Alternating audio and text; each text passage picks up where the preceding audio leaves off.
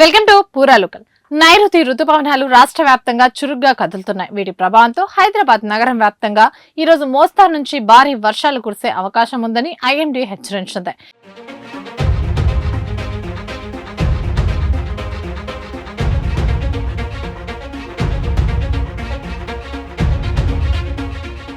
ఈ నేపథ్యంలో భాగ్యనగరానికి వాతావరణ కేంద్రం ఎల్లో అలర్ట్ కూడా జారీ చేసింది. తెలంగాణ వ్యాప్తంగా ఆకాశం పూర్తిగా మేఘావృతమై ఉంటుందని, పలుచోట్ల తేలికపాటి నుంచి మోస్తారు జల్లులు కురిసే అవకాశం ఉందని అధికారులు వెల్లడించారు. మరోవైపు క్యుములో నింబస్ మేఘాల ప్రభావంతో నిన్న రాత్రి ఉత్తర తెలంగాణతో పాటు హైదరాబాద్ లో కుండపోత వర్షం కురిసిన సంగతి తెలిసిందే.